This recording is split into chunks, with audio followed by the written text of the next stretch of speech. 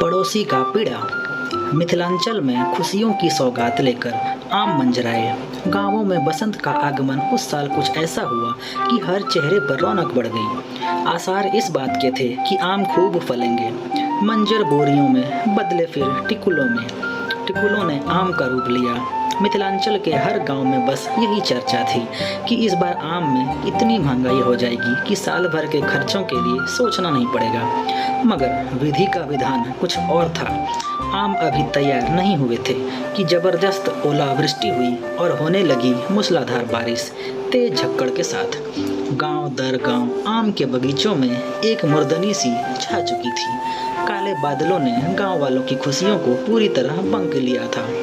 बगीचों बगानों में जिन आम के पेड़ों पर हजारों आम दिखते थे, बारिश खत्म होने के बाद वे पेड़ ठूंठ बने खड़े थे। एक साल के बाद फिर आम के पेड़ मंजरों से गदगदाए। गांव के लोगों ने भगवान से प्रार्थना की कि इस साल आम की फसल बर्बाद न होने पाए। प्रायः सभी ने अपने अपने इष्ट देवों को चढ़ावा चढ़ाने की मन्नत मांगी, मगर गोनू झा मौन रहे। जब से गोनू झा को मिथिला नरेश के दरबार में स्थान प्राप्त हुआ था, तब से मिथिलांचल के ग्रामीणों के लिए वे आदर्श बन गए थे।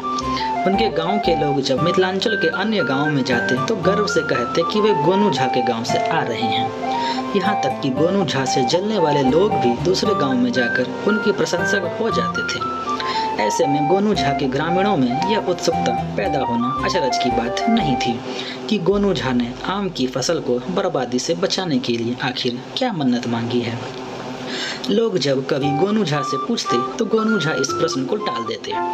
एक दिन गोनू झा अपने एक दूर के रिश्तेदार के घर गए थे।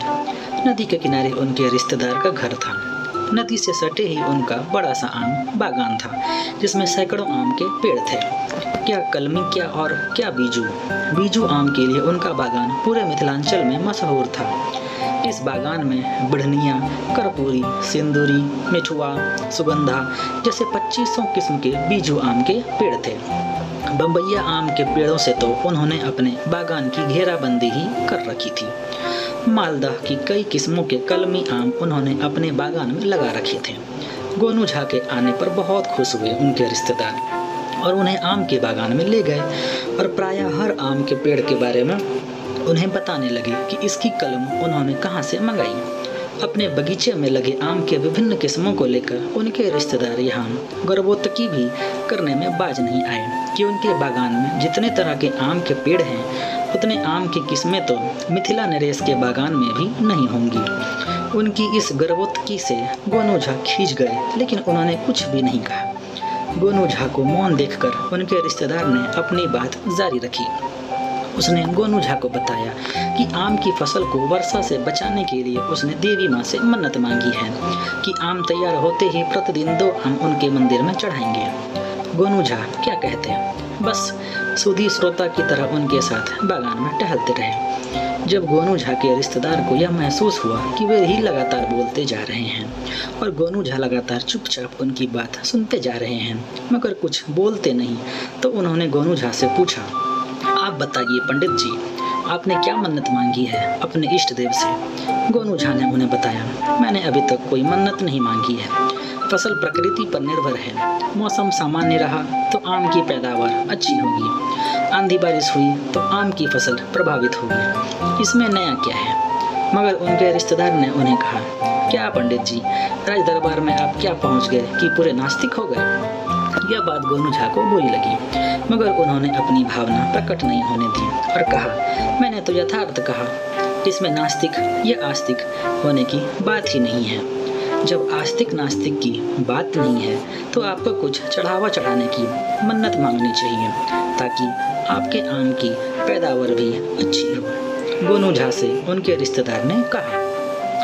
गोनू झा ने उनसे पिंड छुड़ाने के लिए कह दिया, अच्छा चलिए, आम की फसल अच्छी हुई तो हम भी कहीं से कुछ चढ़ा देंगे। गोनू झा के रिश्तेदार प्रसन्न हो गए और गोनू झा ने उनसे विदा ली। संयोग ऐसा हुआ कि इस बार वाकई आम की फसल बहुत अच्छी हुई। गांव के प्रायः हर बागान में आम के पेड़ फसलों से लदे हुए थे। आंधी, पानी, झक्कड़ सबसे निजात पाकर आम की तैयार पैदावार गांव के लोगों को भविष्य के सपने बुनने में मदद कर रहे थे। अंततः आम पेड़ों से तोड़े गए। बाजार में पहुंचाए गए। गांव वालों को इतनी रकम मिल गई जिससे पिछले बरस हुए नुकसान की भरपाई भी हो गई, यानी आम के आम और गुठलियों के दाम। एक दिन फिर गोनू झा अपने उसी रिश्तेदार के पास पहुंचे। उन्होंने मन ही मन विचार कर लिया था कि अपने रिश्तेदार की गर्भोत्तकी की उनकी ही शैली में जवाब देंगे। असल में मिथिला नरेश ने गोवा से अल्फांसो नाम के आम के कुछ कलम मंगवाए थे। 4-5 कलम गोनू झा को भी उन्होंने दे दिया था। दशहरी आम के नाम के कलम भी प्रयाग से मंगाए गए थे, जिनके 5-7 कलम गोनू झा को महाराज ने दिए थे। अब ये कलमें पेड़ बच चुकी थी और इन पेड़ों पर आम फल रहा था।